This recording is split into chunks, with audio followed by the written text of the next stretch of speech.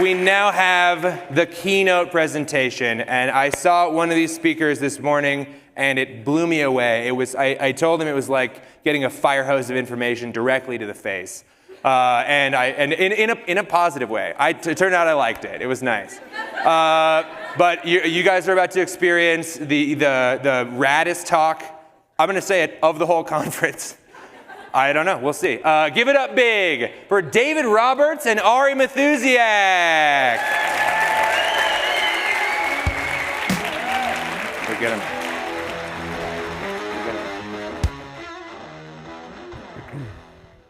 You don't like that? I'll keep mine. All right. Hi, everybody. I feel overhyped now. I feel like I need to do something to You should have one of these. lower expectations. So we're here to talk about home electrification and its various ramifications. And I was telling Ari earlier, so I've been, I guess, a member of the Church of Electrification for several years now, an evangelist to the point of annoying friends and family. So I often assume that everybody surely gets it by now. But, I've been reliably informed that not everyone thinks about this stuff as much as I do. So I thought a good place to start was kind of the origin story of rewiring America. So, I guess this is how I'd frame it. Like for the first part of my career, I've been at this for 20 years, something. For the first long part of my career, part of the problem with climate change was like the solutions were big, far away policy, distant, about power plants, about the federal government. And then when individuals wanted to contribute, they heard, turn off your lights, buy a hemp tote bag, which everybody rightly recognized as absurd and futile in the face of, which left, I think, individuals very frustrated. But I feel like a lot of what's happened since then, especially in the last 10 years, especially in the last 5 years, is that middle area has filled in. So there are ways now for individuals to tap into meaningful changes, for individuals to do something that is larger than tote bags. And so this is all by way of framing sort of Saul Griffith, is sort of the co-founder of Rewiring America, the smartest guy you've ever met, largest beard probably you've ever seen. He had kind of this original insight that gave birth to Rewiring America about electrification and the demand side. So maybe just start there. Like, why do we care about electrification? Yeah. Well, it's wonderful being here with you and doing this together. In our living room without anybody else here, so it's really good. When you take a poll in the United States of people who are concerned about climate, you typically get a number that looks like 60 to 70% of Americans are concerned about their climate future and where we're heading. If you then ask those people what they should do, the number one thing people say is not actually a hemp tote bag. The number one thing people say is that they should recycle. Oh, God, worse. And the number two thing that people say is that they should stop eating meat.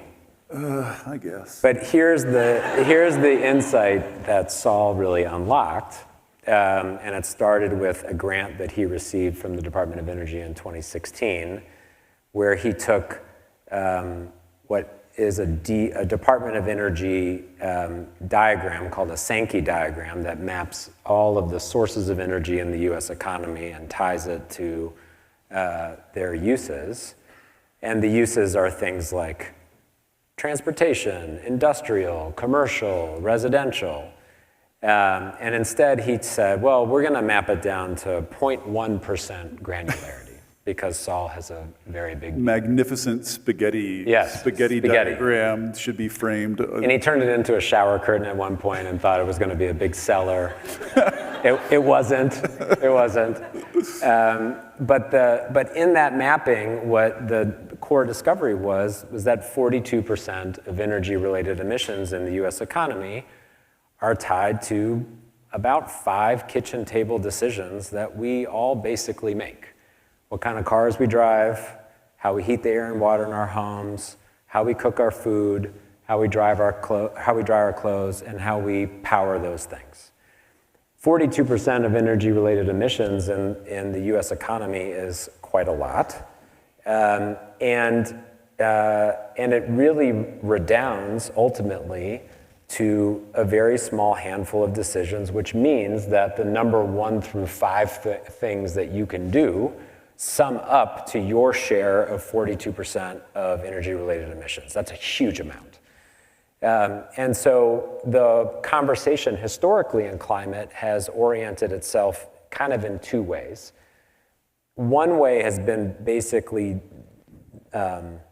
separating the individual from the solution, as you were saying. And so it becomes a story of, well, we're all going to have to adapt to our future, or someone is going to come along and invent a technology that's going to save us all from ourselves. But you're kind of not in the story. And the other way that it sort of gets organized is that it's all about sort of these big decisions on the supply side, basically. Right. And what the key insight here was that if you flip it around to the demand side and start talking about all of these machines, it ends up being 1 billion machines across 129 million households that need to be electrified over the next couple of decades. But they really only need to happen 1 decision at a time. And that's the kind of core of the idea. Yeah, so Saul's whole thing is we can hit our climate, we can hit our targets if every replacement of every one of those billion machines is an electric alternative from now on, which is rather ambitious. So, one of the sort of happy historical accidents in all this, I feel like, was, Saul and you were developing this idea, talking it through, just as Joe Biden wins, just as there's a special election in Georgia, which gives Democrats a narrow majority.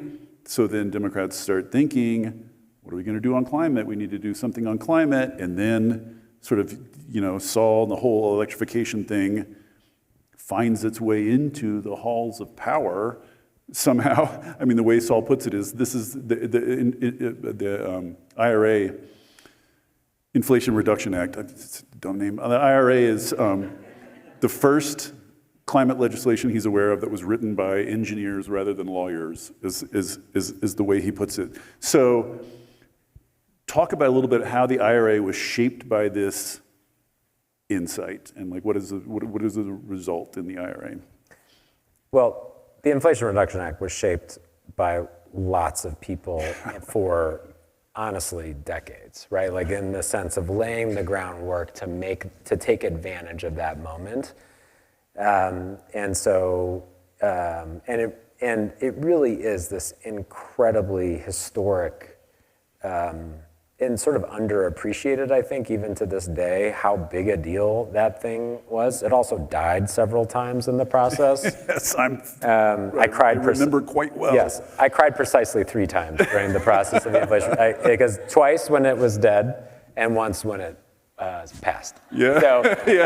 So, I remember my wife saying, like, the world is ending. I thought the world ended already. And I was like, no, it ended again. Yeah, it ended again. Yeah, it's Merry Christmas. That was one of the times. So I think the thing that I would just say about the Inflation Reduction Act is it has a lot of different levers and incentives that are designed to shift the market.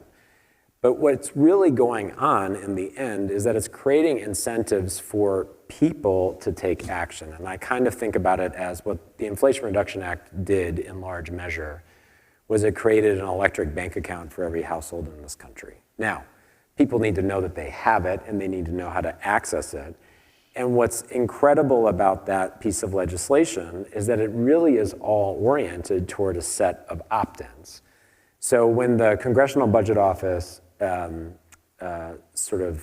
priced the bill in terms of how much it would spend, it came in somewhere around $300 billion.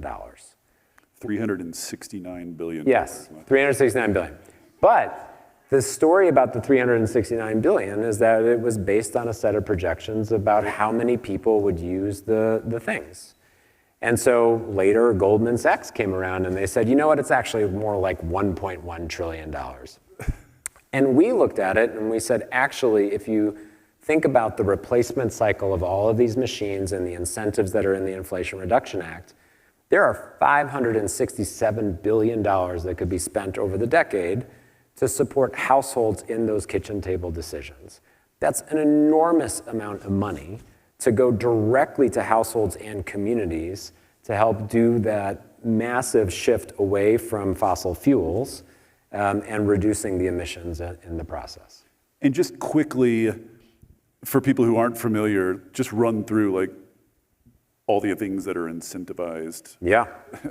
Well, we have a terrific calculator at rewiringamerica.org that you can go find to learn what you're eligible for. But effectively, it breaks down into a few parts. One, the Inflation Reduction Act does a magnificent job of using the tax code. And so there are tax credits for things like rooftop solar and batteries, for heat pumps, for heat pump space heating and water heating, for geothermal systems, for electrical panels and wiring and insulation, for induction cooktops, and for EVs. But not for electric bikes. Let me just put that on. No, we actually, big disappointment. yes, we actually fought for the electric bikes, so we didn't get them in. But all of there are tax credits that are available for all of those. And then there are also rebates that are put out through the states for people who are income qualified to get an additional subsidy to help make the math work for them. And the whole premise of the Inflation Reduction Act is basically to push down the upfront cost to unlock the savings on the other side for families. Because the story of the transition to electrification is that households become winners on multiple levels. Yes, it's good for the climate, but in the end, most people don't make climate-based decisions when they're sitting around their kitchen table. They're trying to make their budgets balance every month. They're thinking about the comfort in their home. They're thinking about the health of their kids. And so the whole premise of the Inflation Reduction Act is to push the upfront cost down so that what you access on the other side, you ultimately unlock the savings that come with that. Yeah, it's a very familiar story across clean energy, which is those high upfront costs and then the greater savings over time. So you right. shave that high upfront cost, then you harvest the savings. I'm sort of curious, just as a kind of geek about the IRA, if there are, other than electric bikes, are there big pieces that got stripped out or lost that still haunt you? Is there any, or do you feel like it covered the household electrification waterfront? Trying to make me cry a fourth time. I know.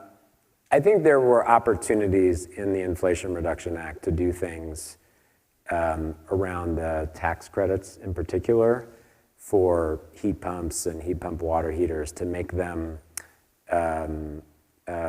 sort of bigger, and also, candidly, to make them more widely available. So They were originally direct pay. right, and so there, yes. Which just means you don't have to wait and do it on your tax form. You just get it at the point of sale. Right. So they all used to be like that. So there were opportunities, I think, to enhance that, and hopefully we can keep working on that. And then I think with the rebates, the rebate programs that are up and going out to the states, they're robust. They're about $9 billion worth of rebates that are flowing out to the states. But they're also going to get used very quickly. And I think there's an opportunity for us to come in behind and support those policies on an ongoing basis. Yeah, so this thing, which is a pretty big grand experiment, was passed 2 years ago. Have we hit the 2-year anniversary yet? This is about 2 years old. So what's your sort of grade on implementation, right? We've had 2 years to see how is it working. Are people taking advantage of the rebates and credits? Are they going out? Do people get it? Like, what are the sort of friction points that you see so far in implementation? Well, one of the things that happened as a part of the Inflation Reduction Act is a commitment to reporting on progress. So the IRS is printing the receipts of who's using the tax credits. And the 2023 sort of report is basically out.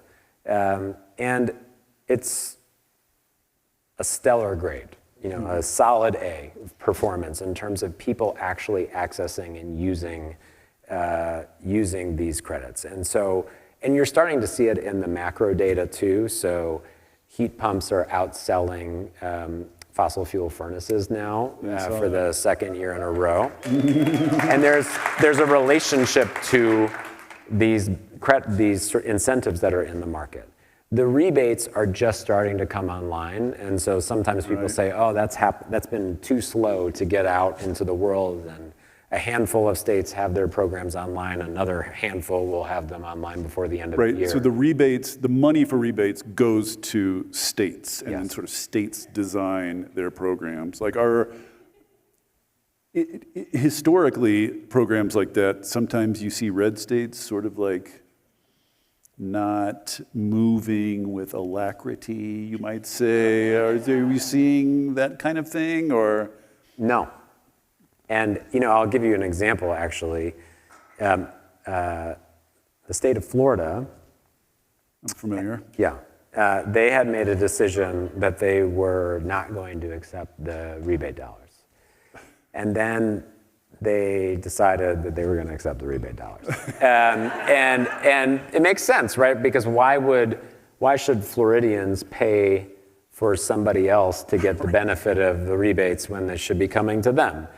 And actually, the red and blue and purple states, all of them are working really hard with the Department of Energy to get their programs up and running. And the reason why I think this program is smart in a lot of ways is because it allows the states, the statute says this is the framework for the rebates and how they get applied to all these various technologies. But the states get to focus in on the things that are most important and are going to have the biggest benefit to the people that live there. And so I actually think what's happening is it's creating capacity in states to think about how they can use these kinds of dollars to stand up programs that will hopefully be supported over the long run, but that are creating market momentum locally as well. So just from an individual perspective, walk us through, like, I go buy a heat pump, and then later when I'm filing my taxes, I just put it on there, and then it's added to my rebate check, or like, how do you access these things? Yeah. So it depends on what we're talking about. The rebates, for people who are eligible for them, they're point of sale. So it's sort of money off the top. Right. The tax credits are filed. It depends on which tax credit we're talking about. If you're getting rooftop solar or battery storage or an EV, it's basically off the top. If you're getting something like a heat pump and you're using a tax credit, then you're going to file that and get the credit later. But the sort of like the totality of this is that, and this is one of the reasons why we created the calculator actually, is that it's very hard for someone to figure out what they are eligible for, how they should access it, and keep in mind that it's not just federal monies, although those are obviously quite significant, but states and localities and utilities have programs too. And so I met this gentleman in Colorado a couple of months ago, and he, because we had, as part of what we're doing with this calculator, is we're bundling all of those incentives so that you can find out all the things that you're eligible for and make it easy. And this gentleman had a piece of paper because he wanted to electrify his house for his own benefit, but also to pass on to his kids. And it was unbelievably complicated. And what he said was he had taken 2 hours to figure out what he qualified for. And so this is the thing that we need to solve to make it easy for people to navigate. Right. In some sense, it's a good problem to have because like Colorado is heaping incentives upon incentives. Like, I don't know what the total EV, like I think if you buy an EV in Colorado and there's like $14,000 off or something like that, or something ridiculous. So yeah, this brings me to my next question. Like an analogy you've made before, and I've talked about before, is when they passed Obamacare, there was money in there for what are called navigators, which are just people to go to communities and say, here's what the law did, here's what you can now access, here's how it works. Just evangelists and explainers of what just happened. IRA has none of that, which is, if there was one real critique I would personally offer of IRA, is just like so much work and so much money and so little hype, so little telling of the story. So you guys are trying to kind of play that role. So talk a little bit about how you're doing that. Yeah. So the way we think about this is that if it's a kitchen table solution, right, these 5 things that people make decisions about, we ultimately have to make it work for you at your kitchen table. And that means it has to be affordable, it has to be desirable, and it has to be better as an experience. And I have yet to meet, maybe you can break the pattern, but I've yet to meet anybody who has said, I can't wait for the new model of the water heater to come out because I'm totally upgrading next year. Like that's not a thing that people do. I don't think. And so these are not sort of choices that consumers know a ton about. They don't think a lot about them, and they don't feel empowered around them. And so when the time comes, because your furnace conked out or your shower is cold. Yeah, do we know, like, percentage-wise how many of these replacement decisions are made under duress because the machine broke? Yeah, it depends, but it's a significant percentage. It's easily sort of half or more, and that's that creates a dynamic where now, if you are a household and the goal from a climate perspective is to transition to this better electric future, and you're running into a status quo that reproduces a fossil fuel outcome, it's very hard to break that cycle. And so the way that we think about this is that we have to create sort of an alternative path for households. So one step of that was to create incentives that push the cost down, and that's the Inflation Reduction Act and a bunch of work that we and other organizations do in states around the country. But it is, in addition, sort of making the process sort of simple. So we have invested quite a lot of resources into building an amazing team of software product engineers who are designing tools so that you can sort of know what is right for you. And that's important because if you are empowered to sort of understand what the right answer is for your home, what incentives you qualify for, and it can be connected to a contractor that can do that work, it takes a lot of the kind of uncertainty and the complication out of the process. We are also, to the point of the navigators, we are standing up a program that is doing exactly that, to be kind of like the right hand to someone and help them sort of navigate the process. We started off, and what's actually like pretty amazing about this is that it taps into a desire from so many people to participate in supporting the transition. So we started off with this electric coaches program. And I took, it's actually like it's like 9 hours of classes. And that I went through, and I like scratched my way. I barely passed. But can't pass. yeah. So it was, was important to go through it. But we've had almost 1,000 people just raise their hands and say they want to be a part of it. And they want to be a part of it because they want to be helpful in their communities to help, households kind of figure out what the path is. A lot of these people are retirees or former engineers, or they are people who just have a passion for this stuff and went through the process themselves. And so the goal is to effectively put the resources around the household so that they have a trusted pathway to go through that makes it easy for them. So theoretically, anyone here could go take the course, become an expert in home electrification, and then spread the news in their communities. Yes. So you're empowering peer-to-peer, basically, peer-to-peer navigators, you say.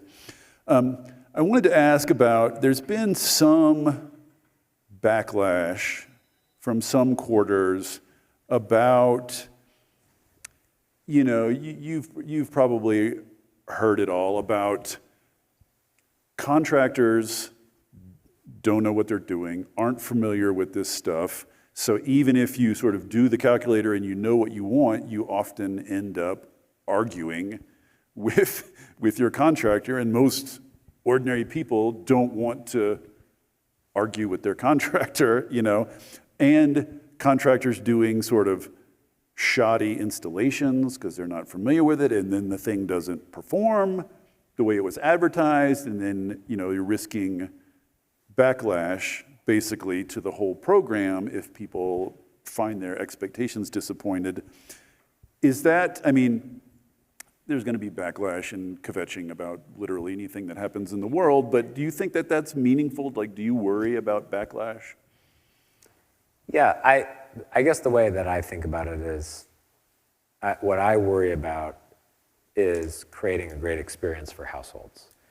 And I think and you end up in kind of a chicken and egg dynamic, because there are hundreds of thousands of contractors in the United States. The vast, vast majority of them, probably 8 out of 10 of them, maybe 9 out of 10 of them, do less than $1 million a year in sales. So they are small business owners. So if you say to a small business owner, hey, I have this great idea. This bill passed. They love to hear that. Yeah. Customers There's a come. bill passed, and there's money for heat pumps, and you should totally sell heat pumps now. They might logically ask, how many jobs is that going to be? And if you say, well, I don't know, but it's going to be great, they might not take you up on the trade, right? They might say, well, I don't know. That seems risky. And so this is the status quo, because you have contractors who are trained and accustomed to installing, servicing, selling, promoting a certain type of machine. And you're talking about something that is new and different. Now, one of the ways that you can overcome that is if you have a lot of people in a community raising their hands saying they want that thing. Right. Because now you have created a signal for someone that there's meaningful business to do. And that is a way to kind of invest basically in the opportunity. And I think that for me is a really important North Star, is that the way that you kind of crack through this market dynamic is basically by aggregating demand. And if you aggregate demand in local places, and it's relevant to this conversation, because there's no such thing as a national market for HVAC. It's happening within the drive time of a contractor in their van. And so if you can solve for the number of people raising their hands saying, I actually want to go in this direction, then you have created actually the beginnings of a virtuous cycle where people are able to, where contractors are going to service that opportunity, where people are getting the better thing, they're talking to their friends and neighbors, and it becomes a bit of a story that catches. Are you doing any similar sort of training program for contractors? Are you working directly with contractors to sort of train them up and familiarize them with this stuff? Yeah, so this is, we are starting we call it rewiring communities, and we're starting with this sort of place-based approach. And as a part of that, what we are doing is we're working with manufacturers and ultimately identifying contractors to be a part of that program. I want to set some context for this because this is what I'm most excited to talk about. So I just want everyone to know. I can't even talk about it without laughing. So earlier this year, you might have followed that there were these greenhouse gas reduction fund, a big chunk of money in IRA for the greenhouse gas reduction fund, which basically would direct grants to organizations in states and localities who have ideas about how to reduce greenhouse gases. There was a long application process, a long assessment process, and Rewiring America received a $2 billion with a B grant from the Greenhouse Gas Reduction Fund, which means like we're no longer talking about like come to our website. You know, it's not just a website anymore. We're talking about big money. You still should go to the website. Yeah. Big money, big plans, actual like scale stuff. So that's the background for this sort of localized, local focused program. So just like walk through, you know, you've picked a few communities to start with. Walk through the process of what are you doing with that community? Like, what are the steps? Yeah. So it starts again with figuring out what is the right, what's going to work for the household. And the way that we are thinking about this is starting with a solution for, let's say, for heat pumps. So someone can get the benefit of this better electric machine that's a magical device that heats and cools your home all at once.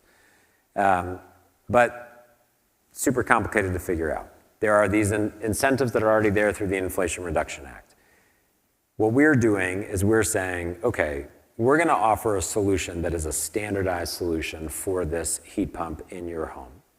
And we have gone out as a part of this to manufacturers and have said, we are going to do this in communities, and we would love for you to participate for this solution. We're going to buy in bulk. We're going to bundle them all up. And so in order for you to participate as a manufacturer, because we need a partner, but we're going to be delivering all of these jobs, then the trade there is to give us a discounted sort of price. Right. And what you start to realize is that in the story of aggregating demand, you're saying, okay, we're going to create a common heat pump solution pathway for households. We're going to standardize the equipment package that is going into that home. We're going to leverage the Inflation Reduction Act rebates and incentives that are already available in the market. There is carbon in these homes that if we can bundle up that carbon and sell it to a corporation that is looking for offsets, that creates a further subsidy to the household. All of those things push down the price. And what is left is an amount that the household can either pay directly, but it's a low price compared to the value, and it unlocks the savings on the other side. Or they can finance that through us, and we use the money from the EPA through this Greenhouse Gas Reduction Fund to subsidize the cost of that so that it is a low interest rate. The whole premise of this is to bundle up as many households as we can in a place in order to create the market momentum. And that story is, we have to, we're kind of going to crawl before we run here. So the goal next year is to do several hundred households, not, several 100,000. But once we can solve pulling all those pieces together. And the contractor piece too, don't you? And the contractor piece. You're going to find good contractors. And finding the good contractor and working and saying to the contractor, look, the opportunity here is to do lots of jobs. And delivering those, by the way, off-peak season, so they're when they're not busy and could use the work, as opposed to when they're super busy and don't have time for it. This is all kind of part of the vision that we've had since the beginning with rewiring, is that you need the policy signal and to shift the story about where we're going. But ultimately, the policy is not self-executing, because households are making decisions every single day at their kitchen tables. And if we can make that decision easy to say yes to for that electric opportunity in future and deliver the value on the other side, then you start to move communities and you start to move the market overall.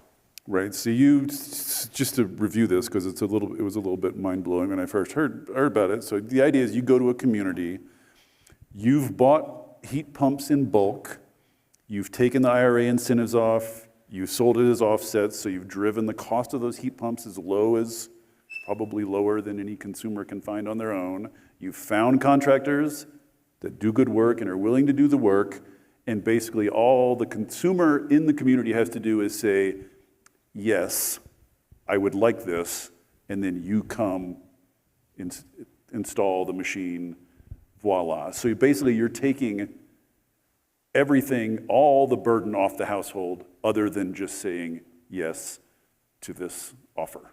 Yeah, just two things to kind of go into it in a bit more detail. We're not pre-buying all of the machines in bulk, but we will create a relationship and a partnership with manufacturers where they are able to participate in the sort of demand that we're generating. And we're going to work with local partners to fulfill this. So you don't want me installing a heat pump in your house, and I won't be. But local partners and local contractors will be doing that work. And again, this is kind of the orientation here is there is a massive amount of value in the transition to an electric future. And the value is hidden because it's super fragmented. Right. Because it's one decision at a time. And if we can break through that, when we break through that, and show that it is right there and it is sort of organized in local communities and markets, not only is that a benefit to the household and to local contractors and to sort of other players in the community, it's valuable to the community itself. And it unlocks sort of, frankly, a lot more resource that can be reinvested in the community, that can support the resiliency of the community. And that's really what our goal is. And so, like you said, you're going to walk before you run, you're going to test this out with communities, you're going to expand to other communities, but the vision, as I understand it, is in some maybe not too distant future that this will be effectively national, and that any community will be able to take advantage of it. And is I don't know how to wrap my head around $2 billion. Like, is $2 billion enough to take that national, or is it like seed money? Oh, I'm so glad you said seed money. It is seed money. That's exactly how we think about it. The $2 billion was awarded to this terrific coalition that we're a part of with Habitat for Humanity, United Way, two organizations called Enterprise and Local Initiative Support Corporation, which are the two of the largest multifamily affordable housing development arms in the country. And the $2 billion is a really amazing investment and opportunity, and it is nowhere near enough for what we need. But the important thing that it does do is that it allows us to start to arrange the players around the table who are going to be able to unlock that value, and it allows us to invest in the infrastructure that we need to deliver this solution to households. And if you think about it ultimately, and this was really the goal of the Greenhouse Gas Reduction Fund, was to mobilize capital in the private market to bring it to these solutions. And again, if you just think it through in a really plain way, if a household is investing in something that is saving them money on their monthly bills, increasing the comfort of their home, it's also increasing the asset value of their home. And they're getting it for a very good value. They are a terrific credit to underwrite if you're a lender. They have more disposable income as a result, which is catalytic. And so the amount of money that can start to come in behind and support what is ultimately sort of a lot of people raising their hands and participating is where the real transformative effect is. And the last thing I'll say about that is it all comes back to it being a great value proposition for the household. Well, also, like the manufacturers, it's good for the manufacturers, it's good for the contractors, it's good for the consumers. So presumably once it's up and running and that's demonstrated, money will come in. Exactly. Money will come in and start to support. And also the other part of the vision, which I also find interesting, is you're going to go beyond heat pumps eventually. Like eventually, you know, people in these communities will be able to check the box saying, I want a heat pump, or I want the heat pump plus the induction stove package, or I want the heat pump plus the induction stove plus the solar on the roof package. Or maybe they can just do one check mark and say, electrify the crap out of everything, like go for it package. That's the name of this. Yeah, which is the one I want. And all of which will be easy and running eventually on private capital. You're just sort of trying to catalyze this thing into existence. Just awesome. So we got about 10 minutes left. I promised we'd have some Q&A. I could talk to Ari forever, but I'd love to, where are those boxes, Raleigh? Oh yeah, we got the catch boxes. Who's got the green one? Oh my. Somebody got the green one over there? Are you raising your hand because you have the green one? Okay, I'll just. You have the green one? No, I want the blue one. All right, I'm gonna give this person the blue one, and then you're gonna get the blue one back there. Let's do this. Heads up. Oh. Free throw. It's okay. You're gonna have a great question. That's what's important. I am. I don't even know if this is a question or a statement, but No. Only questions allowed. I got We do not want any say statements. whatever I want. I am an elected official. Is that how democracy works? Yeah, pretty much. Welcome to America, buddy. So we've done a lot of this stuff in our county, P.T. Wood, Chaffee County, Colorado, best place in America. So we've adopted an electric preferred model where you have to wire for electricity even if you put in gas, all that stuff. But we suffer extended outages consistently. And that makes it hard to sell, right?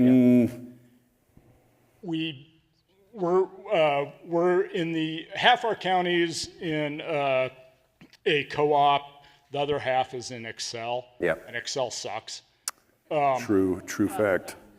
And I know my buddy from Excel may very well be here, but I've already told her that Excel sucks. So She's great. saying that. She's great. Co-ops suck too. Co-ops, I mean, electricity is super challenging. How do we bridge that gap? This is the number one thing, by the way, I hear from people when I go out and evangelize about induction cooktops, which I do with annoying frequency, is I want to be able to cook when my power's out, right? So the more you electrify, the more dependent you are on the grid, basically. And the grid, depending on where you are, is not super dependable. So how do you address that? I mean, maybe in some bright future, we'll all be in nested microgrids and we'll all be able to have local, self-reliance. But today, how do you think about that? Yeah. I would just say that outages happen in the energy system, period. They happen on the grid, they happen with gas. It's not one or the other. And the story is, and the future state, as you said, like the shiny, happy path, and like to your question about how you bridge to the future, the zoom forward view is when everything is electrified, that is the most resilient solution that we have, because there are batteries in our cars that are backing up our homes allow us to we're able to shave load when at peak times, which reduces like intensity on the grid. Having like thousands of controllable home loads presumably will help prevent. Exactly. So the way I kind of think about it is, we need to start thinking about the household as part of our distributed energy infrastructure, not separated from it. Whoop, whoop. And so,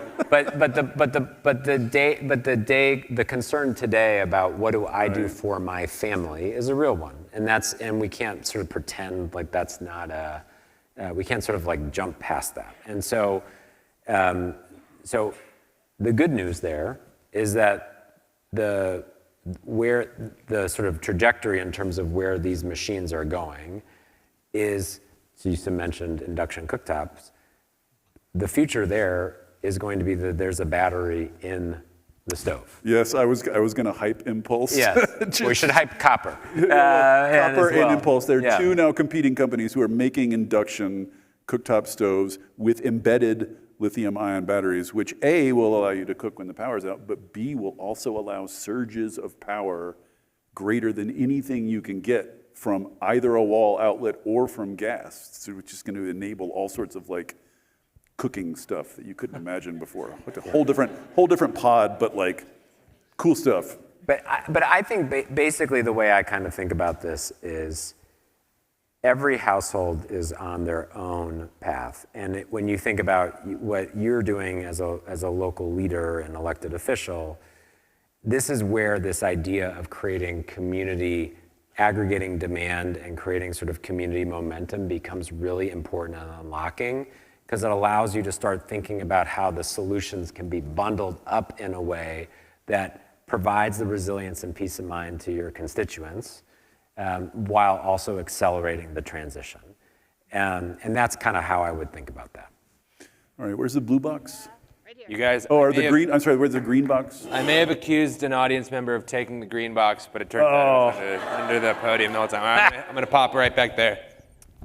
Nope, short. Wow, Nice work, you guys. We're really getting this down. that was amazing. Hello there. So my question is kind of about this awesome support that you guys are providing when a lot of us here are in those small communities that have those issues with contractors, and a lot of fears come up when people talk about the transition to a new economy, to new equipment. And it was really cool to hear that there's this large scale on the ground support coming to towns across the country. I'm curious how you think decision makers should consider that in implementing policy going forward, because a lot of times, we approach and they're like, oh my gosh, like this is scary. We don't have people that can install heat pumps. It's like, oh, in 5 years, maybe there's large programs that do that. How should we consider that going forwards? Yeah, and to add to that, is there a way communities can get in line for this, or like sign up, say we want to be one of your test beds or whatever?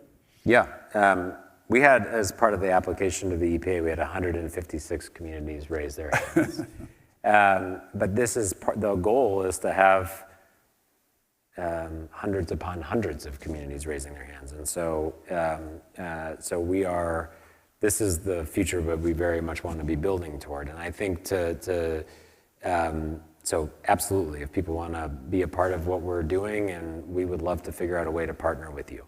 Well, like a decision maker in a community, what is the practical, realistic timeline that they could expect support to show up? Yeah. I mean, our goal next year is to be in 4 places.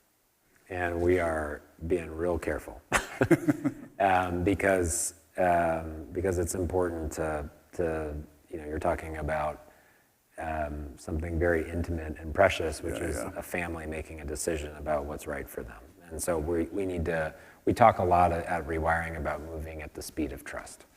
So that's a very important premise, and we have to be intentional and deliberate about that. That said, our view is that once we start to create the learnings and sort of figure out the model, it becomes repeatable much more quickly. And so we're really hoping within 3 years to be in dozens of communities around the country, and we're going to have to sort of live up to that and figure it out. But that's the exciting challenge that's in front of us. And when it comes to local decision makers in terms of how to kind of lay the groundwork for this transition and all the rest, I mean, first of all, we would love to learn from you about ideas that you have and how we can think about them and collaborate with you. But I would say a couple of things. I really do believe that this is ultimately a civic project. We are working with households and we are talking to them at their kitchen table, and it needs to work for them. But communities have such a powerful role to play, and I know we're running out of time, but I'll just share like a quick story and try to tie it back to your question. The first paragraph in our application, the first page of our application to the EPA was about a community in South Georgia called DeSoto. DeSoto is not a mountain town, but it is a town of 116 households in the rural South. And it is very far away from sort of like any metro area. And we went there and worked with the local elected official, the mayor, to have a town meeting and talk to the community about electrifying their homes. And ultimately, out of the 116 households, about 80 of them are going to electrify their homes through this effort. And what's really incredible about that is that it started with a woman who didn't have hot water, and last Christmas Eve, she got a heat pump water heater. And people in that town didn't believe that anything was going to happen, and then Miss Carter got her heat pump water heater, and people said, well, if it works for Miss Carter, I'm like, maybe I'm interested in that too. And so the story that I pull from that, the lesson that I pull from that is that was a community commitment and community momentum that built. And it enabled households to have the trust to believe that they could participate and that it would work. And so when I think about local decision makers, I think you all have an opportunity in these mountain communities to basically come together and leverage your strength. And your strength is the connectivity that you all have as communities because you all know one another. You're sort of like in this, you've been there for generations. There's a lot of change that you're also dealing with at the same time, but those are shared challenges and opportunities that you have. And that creates an opportunity to say, you know what, we want to create a shared commitment to move our communities forward. And when you do that, you actually have power because you are combined. You are unlocking a value proposition for your individual constituents and neighbors and friends. But what you're doing as a part of that is you're uniting around that shared value proposition that allows you to move forward faster. That's what we're super excited about working with communities like these all around the country on. But I think it's also where the agency and empowerment is for the communities themselves. Well, we are beyond out of time. Thanks so much, Ari. Thanks. I look forward to seeing you shovel those $2 billion out the door. Subscribe to Volts. Give it up one more time for Ari Matusiak and David Roberts.